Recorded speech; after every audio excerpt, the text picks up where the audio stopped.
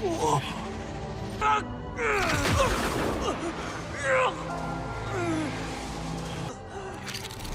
后数举世无双，有他助力，捉鸭之影，难管必须把酒续上一续。放手，主人。别动。哦，不守难得。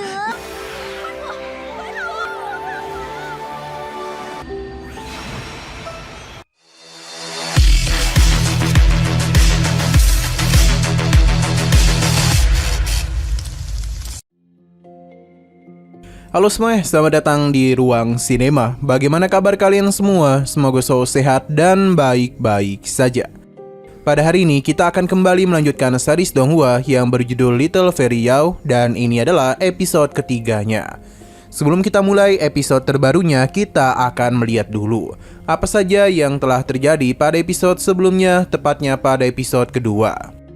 Kemarin, Bai Lanyan merasa kecewa karena kini tuannya telah mengalami kemunduran kultivasi, sebab 3 jiwa miliknya telah hilang. Jiun mencoba membujuknya, terlebih lagi Bai Lanyan membutuhkan hewan untuk menemukan ayahnya. Alhasil, Bai Lanyan pun memikirkan beberapa cara agar bisa memulihkan kekuatan tuannya. Dan salah satunya adalah dengan memintanya untuk memakan beberapa roh jahat yang telah dirinya kumpulkan. Namun hewan merasa jijik dengan hal tersebut, terlebih lagi benda ini cukup bau. Sesaat kemudian mereka dikejutkan dengan kemunculan dari Jiang Sui, dewa angin dari zaman dulu. Kekuatan yang dia miliki berhasil menekan hewan dan yang lainnya. Untung saja di detik-detik terakhir hewan yang asli muncul untuk menyelamatkannya. Dan sekarang kita akan melanjutkan episode terbarunya. Dengan kekuatan yang telah hewan tunjukkan, membuat Jiang Sui berhasil ditahan dengan sangat mudah. Ia juga memberitahu Yu Jihao kalau dia adalah dirinya. Selain itu dia juga memberitahu kalau ini adalah cambuk Lian Yu, bisa menyerap kekuatan tersembunyi dari orang lain. Ia pun meminta Yu Jihao untuk mengendalikan Jiang Sui. Dengan cambuk ini, Jiang Sui merasa begitu kesulitan untuk bisa melepaskan dirinya. Terlebih lagi, kekuatannya pun mulai diserap secara perlahan-lahan. Alhasil, Jiang Sui yang sebelumnya mengamuk kini mulai merasa tenang. Bahkan aura jahat yang sebelumnya dia miliki kini juga telah hilang.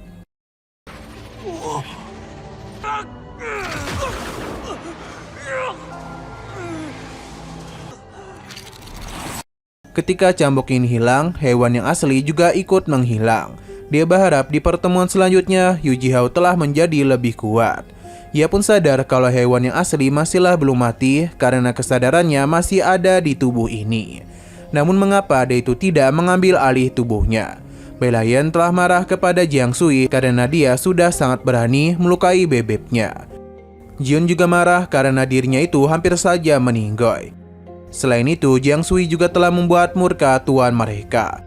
Jiang Sui pun meminta maaf karena rantai pengunci jiwa ini kurang manjur, yang membuat dirinya hilang kendali. Tentu saja perkataannya telah membuat Bai Lanyan kesal, sebab dialah yang membuat rantai tersebut. Nah, Jiang Sui menduga kalau yang ada di hadapannya adalah saudara dari hewan, yang tentu saja membuat rekan-rekannya menjadi bingung. Padahal yang di depan mereka memang adalah tuan mereka. Bai Lanyan menganggapnya bodoh, jadi tidak heran mengapa Jiang San menjadi dewa yang jatuh. Andai saja dia tidak hebat dalam bertarung, maka tidak mungkin dia menjadi pengawal bayangan tuan mereka. Hewan baru tahu kalau Jibe ini bisa berbicara. Wajar karena ia adalah panda iblis berumur 1000 tahun. Namun Bai Lanyan lebih suka dirinya berbicara manja, jadi karena itulah dia sering menggunakan bahasa panda. Jiang Sui menagih janji kepada hewan, karena dia itu harus membantunya menekan kekuatan tersembunyinya. Sebagai gantinya, Jiang San akan memberikan bantuan. Bai Lanyan memintanya untuk membantu mereka dalam mencari 3 pecahan jiwa hewan. Bagi Jiun, teknik pesona milik Lu Chenggi sangatlah hebat, jadi akan memudahkan mereka dalam merebut menara pengumpul jiwa. Jadi lebih baik mereka mencari Lu Chenggi dulu. Hewan merasa begitu pusing karena bersama dengan 3 pengawal bayangan saja sudah membuatnya begitu gelisah. Ini malah ada lagi. Bai Lanyan memberitahu untuk bisa masuk ke Pavilion Selatan mereka harus melakukan sesuatu.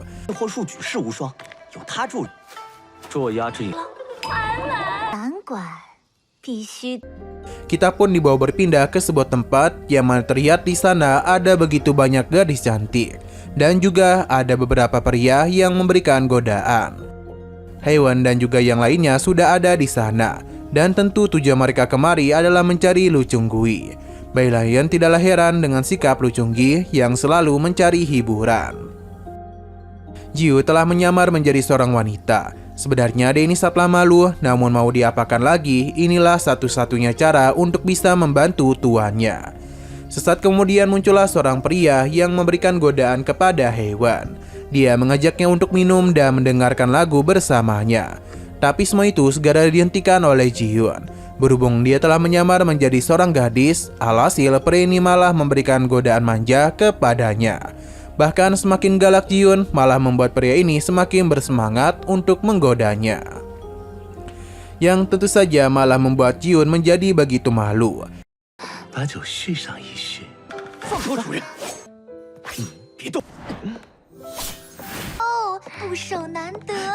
Hewan dan yang lainnya memilih untuk beristirahat dulu.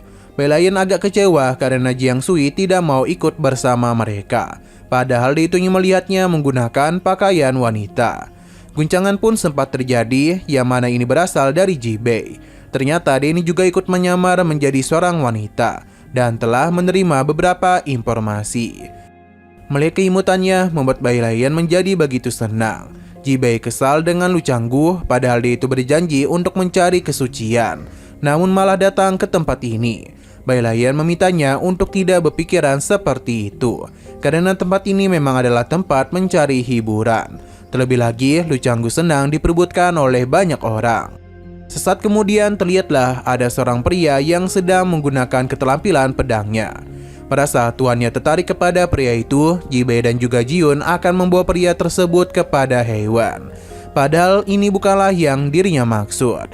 Hewan pun menghentikan tindakan mereka karena hal itu hanya akan menghambat mereka dalam menemukan 3 jiwa. Bai Lian setuju dengan apa yang tuannya katakan.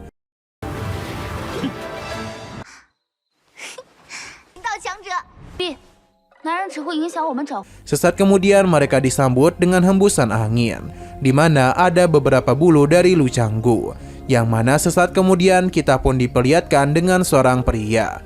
Ia dipanggil sebagai Master Papillon. Para gadis yang melihatnya menjadi begitu terkesima. Terlebih lagi penampilan master mereka sangatlah memukau. Dia pun menunjukkan tarian kepada mereka yang membuat para penonton menjadi histeris. Master Papillon ini tentu tidak bukan adalah Lu Chunggui, salah satu dari 4 penjaga tersembunyi. Dia pun segera memberikan hormat kepada tuannya. Hewan yang melihatnya menjadi tidak heran mengapa Lu Chunggui dikenal sebagai salah satu emas merak di dunia.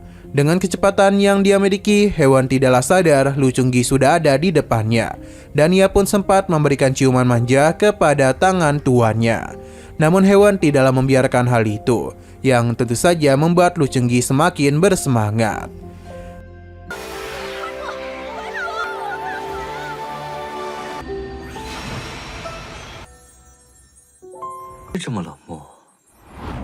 Nah, sayang sekali lagi seru-serunya, episodenya pun harus bersambung dulu. Oke, sekian dulu pada video kali ini. Untuk video selanjutnya akan segera hadir. Jadi bagi kalian yang ingin mengikuti series ini, langsung saja klik subscribe dan aktifkan loncengnya. Terima kasih yang sudah menonton video sampai habis. Jika kalian suka pada video ini, klik like dan share ke teman-teman kalian tentang channel ini. Dan ditunggu aja kelanjutannya. Oke, sampai jumpa di video selanjutnya.